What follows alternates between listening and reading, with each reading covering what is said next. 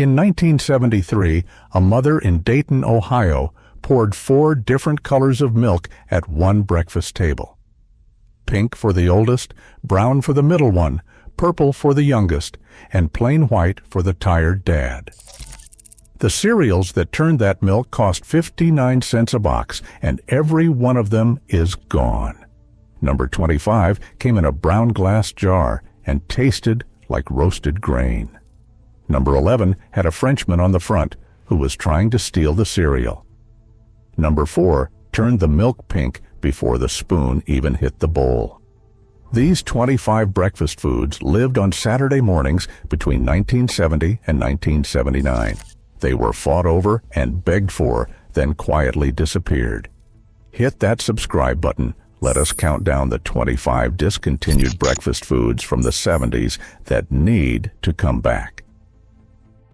Number 25, Postum. This was the drink that a grandmother poured into a chipped mug when the doctor said the coffee had to go. A dark brown powder of roasted wheat bran and molasses, stirred into hot water until it looked like coffee, smelled faintly like coffee, and fooled nobody who had ever tasted real coffee. C.W. Post invented it in 1895 in Battle Creek, Michigan, the same town that gave America cornflakes. By the 70s, Postum lived on the top shelf of the pantry in a brown glass jar with a yellow label, and it was the drink of choice for Mormons, Seventh-day Adventists, and anyone whose heart could not take another cup of percolated Folgers. A jar cost about $1.89 in 1974, and it lasted a month. You spooned it in, you stirred it slow, and you drank it at the kitchen table while the radio played the farm report. Kraft killed Postum in 2007 after 112 years. A small company brought it back, but the one in the brown jar, the one your grandmother drank at 6 in the morning while the sun came through the curtains, that one is gone. Number 24, Bird's Eye Awake. This was the orange juice that was not orange juice, and in 1974, nobody cared. Awake came in a blue and orange frozen concentrate can that you thawed in a pitcher with 3 cans of cold water, stirred with a wooden spoon, and poured into jelly glasses before school. It tasted like a memory of oranges rather than the thing itself. Sweeter, smoother, less tart, engineered by Bird's Eye food scientists to appeal to children who found real juice too sharp for 7 in the morning. A can cost 39 cents in 1973 and made a full pitcher that fed a family of 5. Awake launched in 1964 and hit its peak in the mid-70s when every other TV commercial featured a smiling housewife pouring it next to a plate of scrambled eggs. The box even called it an imitation orange juice right on the label, and nobody was bothered by that. The real stuff was for grandparents. Awake was for kids. By the mid-80s, concentrate science moved on, and Awake quietly vanished from the frozen aisle. Number 23, Funny Face Drink Mix. This was the Kool-Aid that came with a face on the packet, and the face was the whole point. Pillsbury launched Funny Face in 1964 with characters like Goofy Grape, Freckle-Faced Strawberry, Rootin' Tootin' Raspberry, and Loudmouth Lime, each one drawn to look like a cartoon lunatic. You tore open the packet, dumped the powder into a plastic pitcher, added a cup of sugar and cold tap water, and stirred until the whole thing fizzed purple. A packet cost a nickel in the early 1970s, so for 5 cents a kid got a full pitcher of drink, a collectible character, and the feeling that breakfast was something to look forward to. 2 original flavors called Injun Orange and Chinese Cherry were pulled after parents complained in 1966, and the company replaced them with Jolly Ollie Orange and Choo Choo Cherry without much explanation. Funny Face staggered through the late 1970s and was gone by the early 1980s. The mugs, the pitchers, and the cardboard tie-in posters now sell for decent money at estate sales to people who still remember the taste of grape powder on their fingers. Number 22, Tang. This was the drink that went to the moon and then came home to kitchen counters across America. General Foods invented Tang in 1957, but the Gemini missions in 1965 turned it into a household name. If it was good enough for John Glenn, it was good enough for a 9-year-old in Toledo eating buttered toast before school. You scooped 2 teaspoons of bright orange powder into a glass of cold water, stirred fast with a long spoon, and watched the undissolved bits spin around the bottom like tiny planets. A jar cost 99 cents in 1973, and the powder inside glowed a shade of orange not found in nature. Tang tasted like a citrus candy dissolved in tap water, sweeter than juice and sharper on the tongue. The commercials ran constantly during Saturday cartoons. Every child in America thought astronauts drank it for breakfast on the spaceship, and General Foods did nothing to discourage that idea. Tang technically still exists overseas, but the version your mother stirred into a glass pitcher on Sunday morning, that formula, that jar, that era is finished. Number 21st, Toastettes. This was Nabisco's answer to the Pop-Tart, and for a while it looked like it might actually win. Toastettes launched in 1967 in a yellow and red box that promised a hot breakfast in 90 seconds.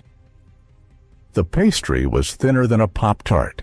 The frosting was glossier, and the filling was looser, meaning if you left one in the toaster a beat too long, boiling strawberry jam would run down your chin at the bus stop. A box of 6 cost 39 cents in 1972. Flavors included strawberry, blueberry, apple, and a brown sugar cinnamon that tasted like a coffee cake that had been flattened by a rolling pin. Toastettes came in a foil sleeve that you had to tear open, releasing the smell of sweet dough and artificial fruit into the kitchen before the toaster even clicked down. Nabisco ran them hard through the 70s with commercials showing kids in footed pajamas holding them in both hands. By the late 80s, Toastettes lost the war. Kellogg's kept the breakfast pastry crown, and Toastettes slipped off the shelf with a quiet shrug. Number 20, Country Squares. This was Post's attempt to beat Kellogg's to the toaster pastry crown, and Post actually announced them first. Country Squares were revealed in 1964 and were heavily advertised before the product was ready. Kellogg saw the ads, rushed Pop-Tarts into production, and beat Country Squares to store shelves by 6 months. By the time Country Squares finally arrived, Pop-Tarts already owned the category. The pastry itself was rustic and rectangular, filled with strawberry, blueberry, cherry, or apple, with a crumb topping that sprinkled down the front of your shirt like sand on a beach towel. A box cost around 45 cents in 1970, and it came wrapped in foil sleeves inside a checkered red and white box that looked like a picnic blanket. Country Squares tasted hearty in a way Pop-Tarts did not, more like a cobbler than a candy. The brand limped through the 70s in a few regional markets and was gone by 1980, the victim of being a good product that arrived second. Post moved on, Kellogg's never looked back, and Country Squares became a piece of breakfast trivia. Number 19, Danish Go-Rounds. This was Kellogg's weirdest breakfast experiment, and a lot of people who grew up in the 70s still miss them. Danish Go-Rounds launched in 1968. 3 years after Pop-Tarts, as a toaster pastry shaped like a small flat spiral. Where a Pop-Tart was a rectangle with filling in the middle, a Go-Round was rolled up like a cinnamon bun, so every bite was a loop of pastry and fruit rather than a sandwich of pastry and fruit. You dropped it in the toaster, waited for the smell of warming jam to fill the kitchen, and pulled out a golden spiral the size of a coaster. Flavors included strawberry, raspberry, cinnamon, apple, and blueberry. A box cost 43 cents in 1971. Kids loved unrolling them while eating, peeling the spiral apart one layer at a time, licking the jam off their fingers. Kellogg's pulled Danish Go-Rounds in 1976, after the Pop-Tart eclipsed every other shape in the toaster pastry aisle. The spiral was gone, and so was an entire way of eating breakfast in front of a cartoon. Number 18. Kellogg's Concentrate. This was the cereal for adults who did not want to chew much in the morning. Kellogg's Concentrate launched in 1959 as a high-protein flake, dense and brown, shaped like tiny pebbles rather than the big, airy flakes of cornflakes or bran. The idea was that a small bowl packed the same protein as a full breakfast. You poured maybe 1/3 of a cup into a bowl, added milk, and ate the whole thing in 8 spoonfuls. A box was small, about 1/3 the size of a regular cereal box, and cost 49 cents in 1974. Concentrate tasted faintly of malt and toasted wheat, with a texture that rattled in the bowl like gravel in a tin cup. Fathers ate it standing at the kitchen counter in their work shirts, washing it down with black coffee. Kellogg's discontinued Concentrate around 1979 as America drifted towards sweeter, larger, more colorful cereals. A few diehards wrote letters asking for it back for years. It never came. The little brown box with the big gold letters is a collector item now, still smelling faintly of malt inside. Number 17. Cocoa Hoots. This was the cereal for kids who loved Cocoa Puffs but wanted an owl instead of a bird. Kellogg's launched Cocoa Hoots in the early 70s with a mascot named Newton the Owl, a wide-eyed cartoon owl in pajamas who lived in a treehouse and said things like it was a hoot in every commercial. The cereal was a small, crunchy chocolate ring, darker than a Cocoa Puff and with a slightly different shape, closer to a tiny donut than a ball. A box cost 59 cents in 1973.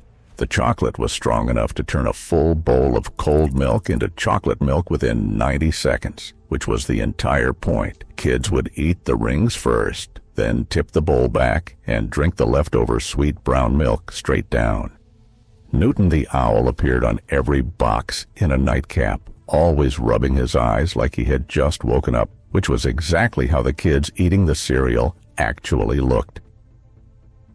Cocoa Hoots vanished by the late 70s, pushed out by Cocoa Krispies and Cocoa Puffs, and Newton flew off into retirement without a farewell tour. Number 16. Carnation Breakfast Bars. This was the meal replacement bar before anyone called it that. Carnation launched their breakfast bars in 1975 as a foil-wrapped rectangle about the size of a deck of playing cards, coated in chocolate or carob, and filled with a chewy center of oats, peanuts, and powdered milk. The pitch was that a busy mother could hand one to a child running out the door, and that child would get a full breakfast on the school bus. A box of 6 cost 89 cents in 1976. The wrapper crinkled in your backpack all morning. The bar itself was soft, dense, and a little sticky, with a texture closer to taffy-like than a granola bar. Flavors included chocolate chip, peanut butter crunch, and a coconut version that nobody asked for, but everybody tried once. Carnation breakfast bars hit their peak in the late 70s and slowly faded through the 80s as the instant breakfast drink took over the brand. The last bars disappeared from shelves in the early 90s, leaving a generation of adults who still remember the foil wrapper and the faint smell of powdered milk on their fingers. Number 15. Space Food Sticks. This was the breakfast that came out of the actual space program.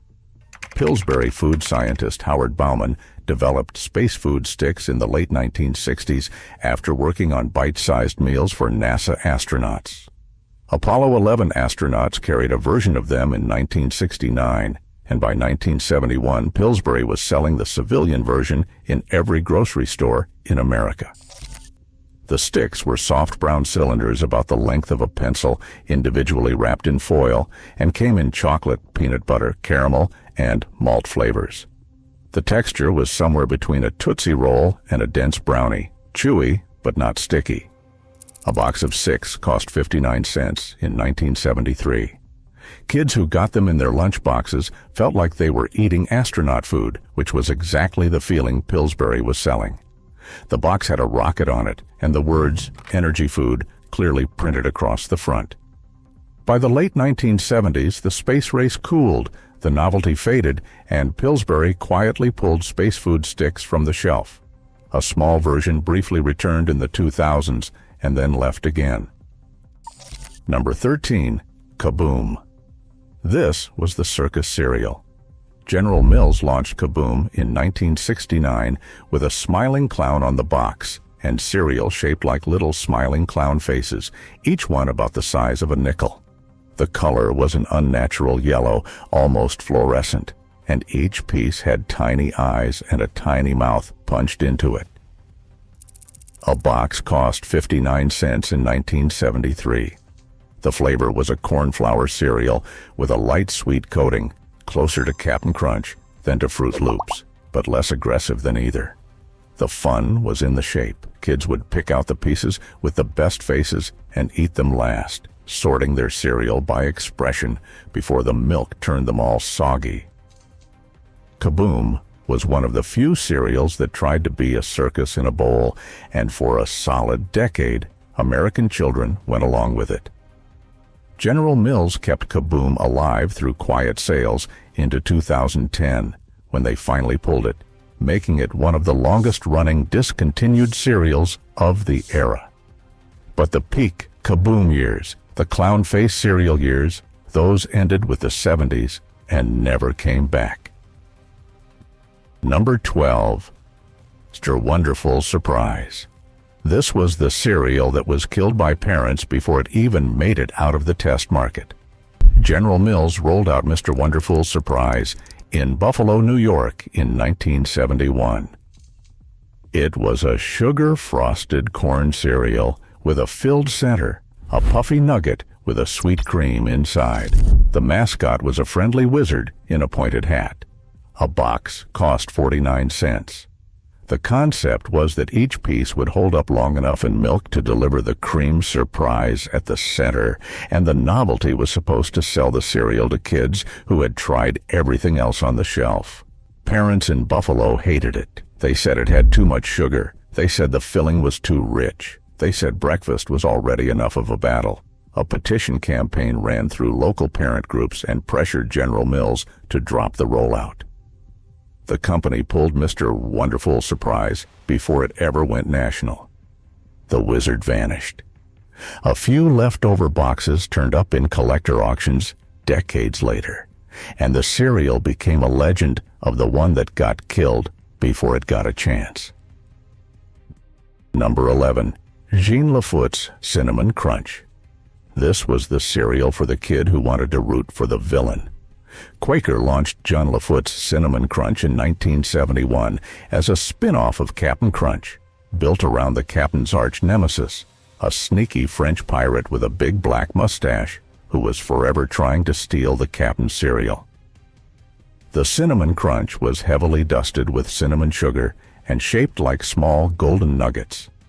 A box cost 55 cents in 1973.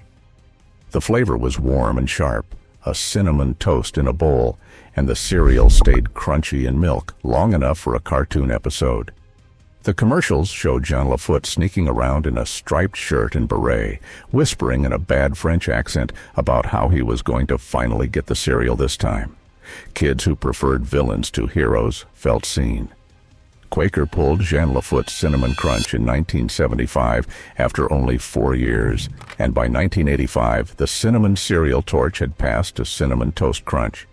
But in 1973, the pirate with the mustache ruled the kitchen table, and a generation rooted for the bad guy. Number 10. Vanilla Crunch. This was the cereal that smelled like a bakery and tasted like a sugar cookie. Quaker launched Vanilla Crunch in 1972 as another Cap'n Crunch spin-off. The mascot was Wilma the White Whale, a big friendly cartoon whale wearing a sailor hat.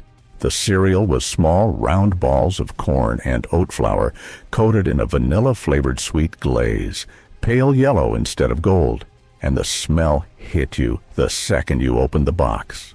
A box cost 59 cents in 1973. Pouring a bowl filled the kitchen with a sweet bakery smell that made the whole family pay attention. The first spoonful tasted like a sugar cookie dipped in cold milk. The cereal held its crunch for about 3 minutes before starting to soften. Wilma appeared on every box in cheerful poses, smiling at the camera as if she was happy to see you. Quaker pulled Vanilli Crunch in the late 1970s after a short run, and Wilma swam off into cereal history. Today, those boxes sell for serious money at collector conventions to adults who still remember the smell of that first pour. Number 9. Punch Crunch. This was the pink cereal that nobody thought would sell, and then everybody fought over it. Quaker launched Punch Crunch in 1973 as a Cap'n Crunch spin-off with a hippo mascot named Harry S. Hippo, who wore a sailor outfit. The cereal was small pieces of corn and oat flour coated in a bright pink fruit punch flavor, and the pieces colored the milk a faint rose within a minute. A box cost 55 cents in 1973. The taste was a loud, tropical, sweet punch flavor that had nothing to do with any real fruit, and everything to do with making Saturday morning taste like a vacation.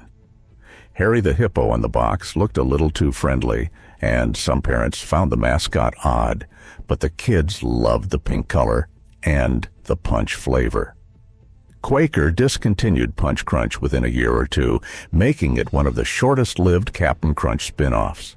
Harry S. Hippo was retired, the pink cereal vanished, and the milk at the bottom of the bowl stayed white again, the way parents had always wanted it. Number 8. Quangaroos. This was the orange kangaroo cereal that lost a vote and got pulled off the shelf. Quaker launched Quangaroos in 1976 as a sweet orange-flavored cereal shaped like tiny kangaroos, and for a while it actually sold well. Kids loved the shape, loved the bright orange color, loved that a cereal could taste like a popsicle for breakfast. A box cost 65 cents in 1976. Quaker ran a Quisp versus Quangaroos mail in vote that year, letting kids send in box tops and pick which cereal would survive. Quisp won the vote. Quaker honored the result and pulled Quangaroos shortly after, even though Quangaroos had real sales and a loyal fan base. The little orange kangaroo mascot, a cheerful cartoon with big ears and a grin, ended up on the same retirement list as every other losing mascot from the 1970s. Quangaroos briefly reappeared in limited runs in the 1990s and in the 2000s, but never returned to a permanent shelf spot. The kangaroo hopped off the box and never hopped back. Number 7. King Vitamin. King Vitamin crown-shaped corn cereal. Quaker launched King Vitamin in 1968 as a lightly sweetened corn cereal shaped like small, golden crowns, each piece with tiny points like a tiny royal crown bobbing in milk. The mascot was King Vitamin himself, an old bearded king in red robes who looked like he had walked out of a fairy tale. From 1971 to 1977, Quaker used a real actor named George Mann to play the king in commercials. He sat on a cardboard throne holding a bowl of cereal and smiling at the camera. A box cost 55 cents in 1974. The cereal tasted faintly of honey and corn, closer to Corn Pops than to Frosted Flakes, and the crown shapes held their shape in milk for a while.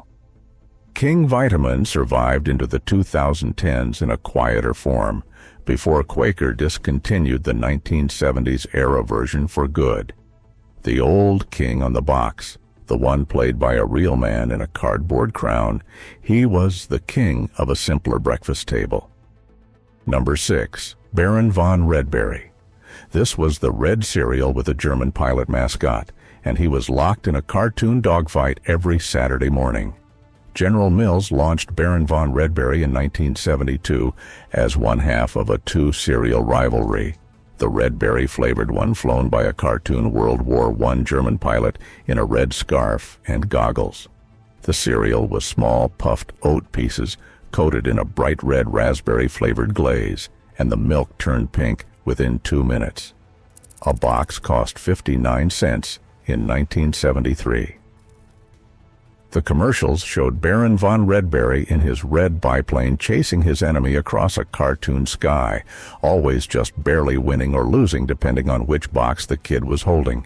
The taste was a tart berry candy dissolved in cold milk, sharper than strawberry and louder than cherry. General Mills pulled Baron von Redberry in 1975 after only 3 years on the shelf, ending the dogfight without a clear winner. The red biplane was grounded. The pilot with the goggles retired to the cartoon hangar in the sky, and Saturday morning lost a war it never really understood.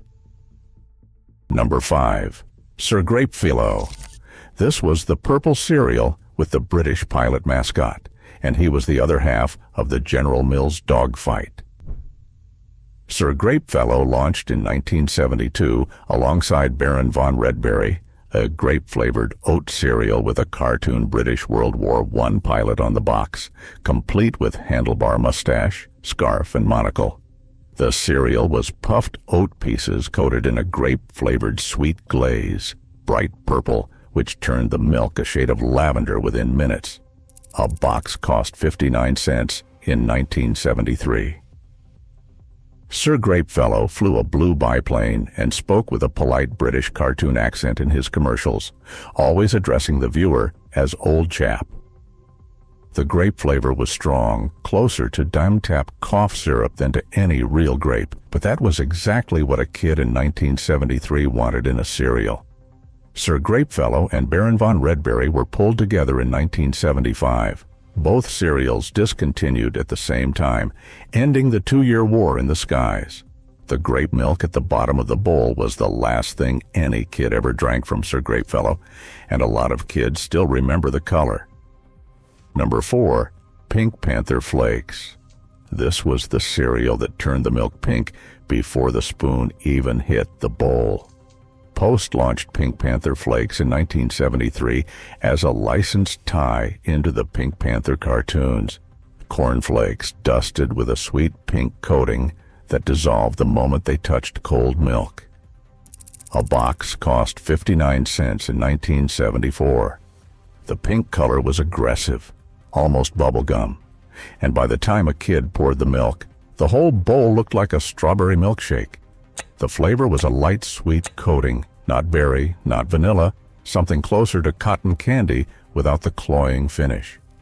The Pink Panther himself appeared on every box, lounging next to a spoon, always cool, never talking. The cartoon was still running on Saturday mornings, so the cereal felt like an extension of the show. Post pulled Pink Panther Flakes in 1980 after 7 years on the shelf. The Pink Panther kept prowling through cartoons for years, but the breakfast version of him ended when the last pink bowl was poured in a kitchen with a wood-paneled wall and a Zenith television. Number 3. Crazy Cow. This was the cereal where the milk was the whole point. General Mills launched Crazy Cow in the mid-1970s as plain corn cereal pieces with a chocolate or strawberry powder coating that dissolved the moment milk hit them. You poured the cereal in, poured the milk on top, and within 30 seconds the milk turned chocolate, or it turned pink. A box cost 65 cents in 1976. The cereal itself was crunchy corn pieces. Not very sweet, but the milk was the event. Kids would eat the cereal fast to get to the bottom of the bowl where the flavored milk was waiting, then tip the whole bowl up and drink it like a milkshake. Crazy Cow was a 2-in-1, a cereal and a chocolate milk at the same time, and for a while it ran neck and neck with every other sugar cereal on the shelf. The cartoon cow on the box looked slightly deranged, eyes crossed and tongue out, living up to the name. Crazy Cow was pulled in the late 1970s. The cow went crazy one last time and then vanished. Number 2. Fruit Brute. This was the werewolf cereal, the third monster in the General Mills monster lineup. General Mills launched Fruit Brute in December 1972, 3 years after Count Chocula and Frankenberry, introducing a cartoon werewolf in overalls as the new mascot. The cereal was fruit-flavored oat pieces with lime-flavored marshmallows, the only monster cereal with green marshmallows at the time. A box cost 59 cents in 1973. The flavor was a tropical fruit punch, loud and sweet, with the marshmallows softening the whole bowl into a chewy, sweet mess by the time a kid got halfway through. The werewolf mascot, Fruit Brute himself, wore overalls and a shirt that said Fruit Brute in big letters across the chest, and he spoke in a deep cartoon growl in every commercial. General Mills discontinued Fruit Brute in 1982 after 10 years, then briefly brought him back in later years for limited runs. But the original 70s version, with the green marshmallows and the overalls, belongs to one specific decade. Quentin Tarantino put an old Fruit Brute box in Pulp Fiction, which is the closest thing to a funeral the cereal ever got. Number 1. Quisp. This was the cereal with the little pink alien on the box, and for a solid decade, he was the undisputed king of Saturday morning.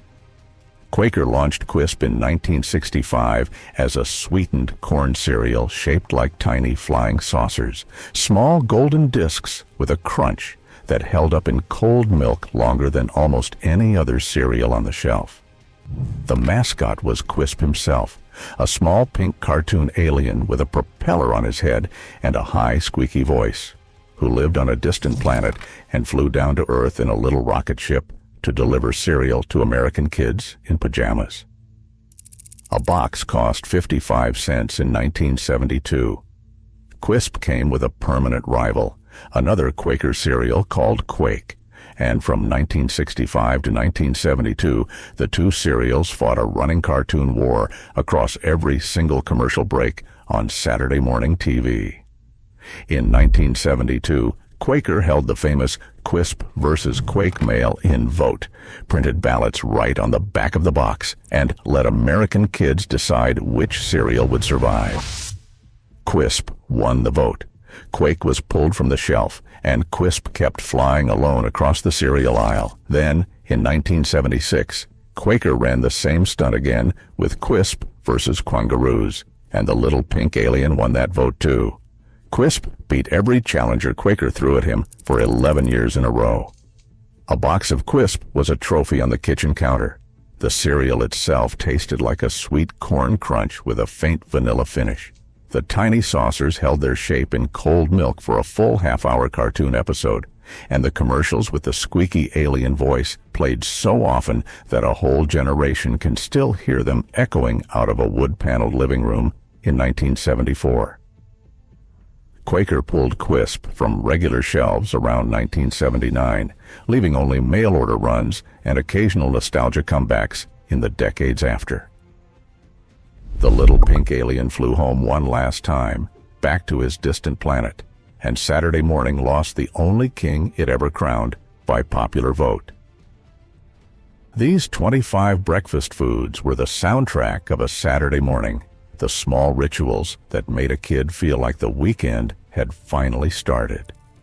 Now, this is not medical advice and is not from a doctor or a dietitian. It is just a look at what used to be in the pantry. None of these products disappeared because kids stopped loving them. They disappeared because the companies chased bigger margins and cleaner labels. The kangaroo lost a vote. The werewolf went on hiatus. The old king stepped down, and the pink alien flew home. Here is my challenge. Pick one of these 25 that you actually remember eating. Tell somebody about it today, a kid, a grandkid, a friend at the grocery store. Describe the taste. Describe the box. Describe what Saturday morning looked like when you were 8. Share which one you would bring back first in the comments. I want to know if Quisp gets more love than Crazy Cow, and if anyone out there still remembers the smell of Vanilla Crunch in a sunny kitchen. Because these were not just breakfasts. They are proof that the simplest thing poured into a bowl on a Saturday morning can still be the best thing a childhood remembers.